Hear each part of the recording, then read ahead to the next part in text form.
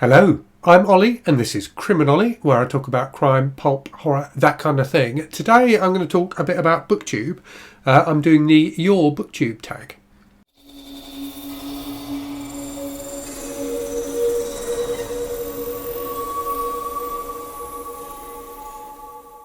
So this tag was originally created by a channel called Stripped Cover Lit. I saw it on the channel Reading This Life last week. And if you don't know what a tag is, and I always forget to say this, if you don't know what a tag is effectively a series of questions that a booktuber answers, and then at the end you tag other people who you'd like to answer the same questions. So sometimes these are questions about books, as you might expect. Sometimes they're questions about other things. This series of questions is about BookTube and about your process for making BookTube videos. So I thought it might be one that would be quite interesting for people who watch the channel to watch, to understand a bit about, why I make the videos I make and what goes into the making of them. So there are 10 questions which I will go through. I'm not going to tag any people at the end of this one because it's really quite an old tag and I suspect lots of people have done it already.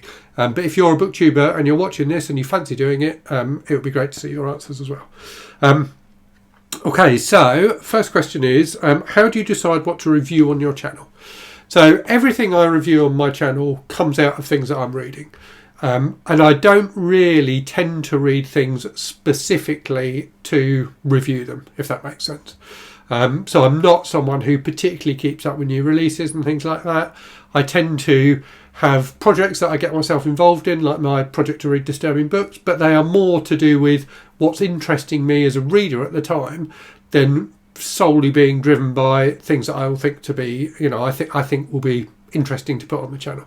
But there is a mix there. So I do, in terms of the things I actually review, I review 1 or 2 books a week on the channel.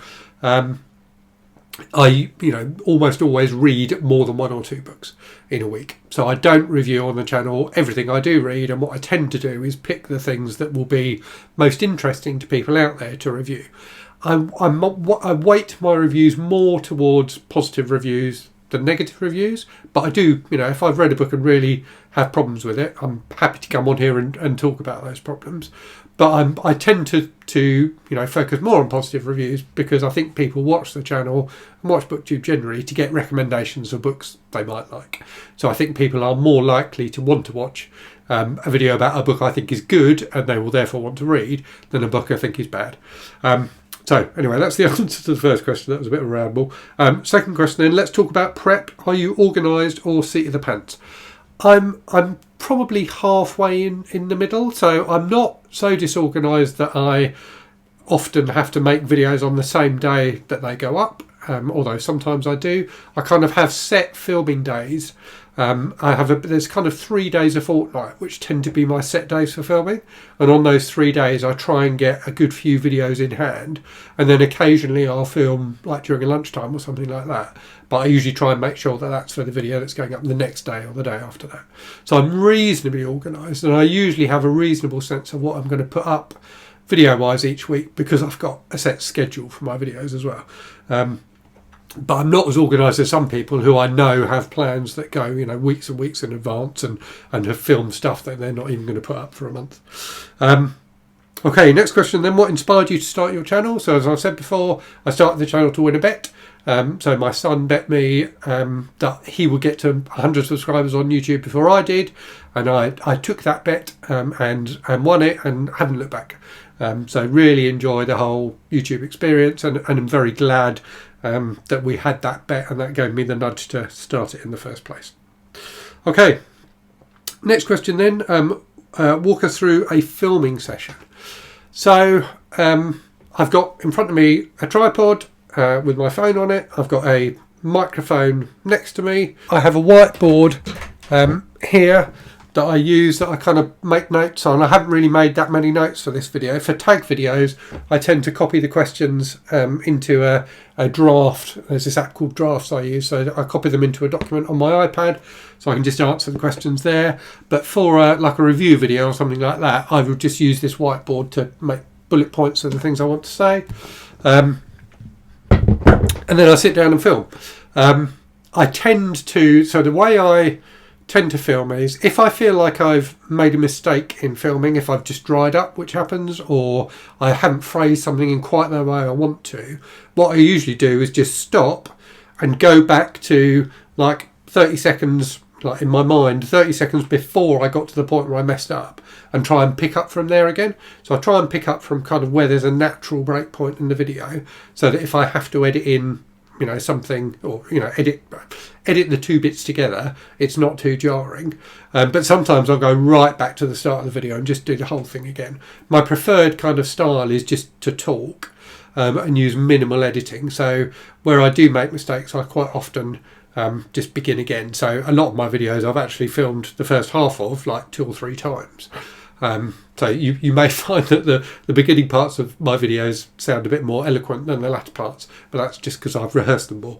And then once I've finished, I will export the video onto my laptop and edit it there. I don't usually edit straight away. I usually edit, you know, like the next morning or something like that. My kind of routine is I get up early in the morning and exercise, and then do like comments and maybe edit videos for the next couple of days before starting work. So that's kind of what a filming session looks like. Oh, I've got a light up there as well I use now to improve the lighting on my videos. Next question, what is your favourite style BookTube or staple video? So my favourite style BookTube video, I think, is book hauls. I really like book hauls. I think there's just something pleasing about a book haul in terms of that not knowing what's going to come next. It's a very satisfying sort of video to me, and it's, you know, it probably kind of impacts the same responders in your brain as, you know, like flicking through TikTok or something like that, because you're just, you know, you're getting presented with a number of different things. But I find it a really satisfying kind of video to watch. Next question, what would you like to see more of on BookTube? And I think probably reviews of the kind of books that people don't talk about. So that's always been something I've tried to do with the channel, is you know, it seems to me that on BookTube a lot of people talk either about new releases or about classics, and there's kind of a big gap in between of, you know, books that were written, you know, from the second half of the 20th century up until, you know, 2010 or something like that. There's this big 60-year gap where you don't really see people talking about books from that period much, unless they're by really big authors. So I like to see people talking about authors I haven't heard of, and, you know, books I haven't heard of. So books that are neither classics nor new releases, but are still good books, because I think sometimes those books get lost otherwise. Okay, next question. When reading, do you take notes? If so, how? So yes and no. Sometimes I do, sometimes I don't. So if I'm reading on my Kindle, I quite often just highlight passages to kind of remind me of particular things I want to talk about when I come to talk about the book. If I'm using my Kindle Scribe, sometimes I scribble notes. I also use this same Drafts app. So I will make kind of a very high level list of just points I think I'm going to want to cover in my video when I'm, you know, whilst I'm reading the book. So just pull up my phone, quickly make some notes, and then carry on. But I don't do in-depth notes. I don't use like post-its in my paper books or anything like that. Next question, where would you like to see your channel this time next year? Probably pretty much the same place. I mean, I'm really enjoying the channel. It's grown a lot recently, which took some adjustment to get used to at first, because it has, for me at least, changed the feel of the channel a little bit. But hopefully it hasn't changed the feel of the channel for, you know, for people out there who've been watching me for a while. But there's a lot more comments to respond to and things like that now, which I love, but it's something to consider in terms of the way I kind of manage the channel and manage my time on BookTube. So I think just more of the same. You know, I don't necessarily feel like I need the channel to grow much more. I'm happy with where it is, but equally I wouldn't want it to get smaller. But I want to still be putting up a video every day, talking about the kind of stuff I like and interacting with people in the comments about it. As simple as that, really. Next question then, question 9, best BookTube memory. So definitely Garb August. So if you weren't watching the channel last August, Garb August was an event I ran celebrating trashy books. So encouraging people to read trashy books. We had like a bingo card and, you know, all the kind of things you have for readathons. I had a load of co-hosts who worked on it with me who were fantastic.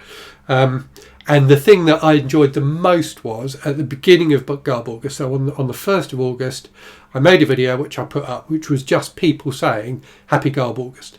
So people from, both like other booktubers and also subscribers. So people who watch my videos and were taking part in Garb August, I got people to just send me like 5-second clip of them just saying Happy Garb August.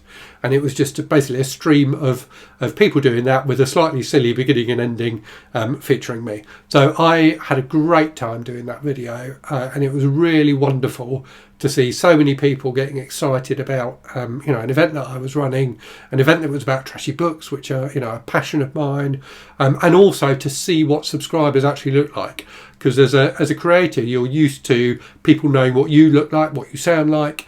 But, there are people I interact with in the comments every single day, pretty much. And I had no idea what they looked like. And doing that video meant I got to see them. So that was really lovely. I found it really, really rewarding.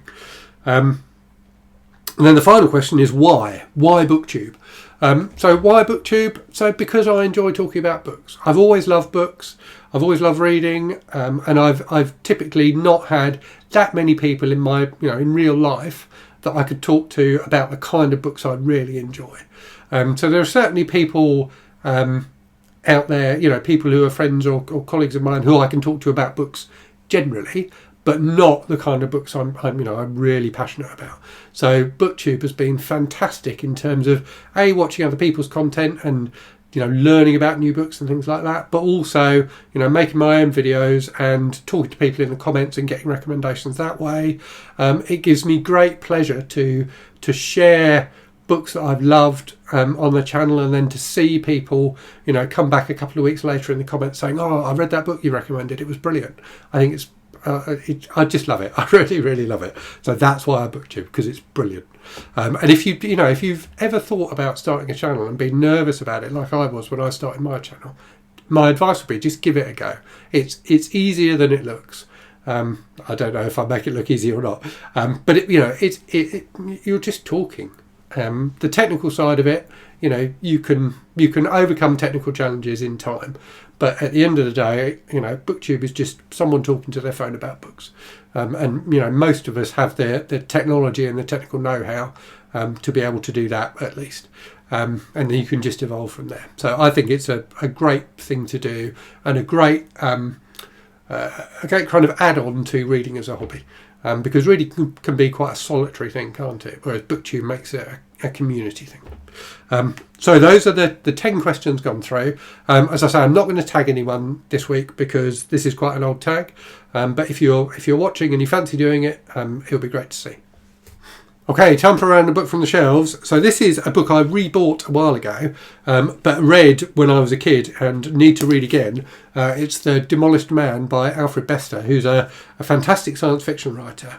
Really creative, quite weird at times, but also kind of quite classic, kind of golden age kind of sci-fi stuff. So rocket ships and that kind of thing. So a book I remember really, really enjoying, and definitely want to read again. So I hope you found that interesting. If you've got any questions about BookTube and how I do it, feel free to ask them in the comments. I'm always happy to answer things like that.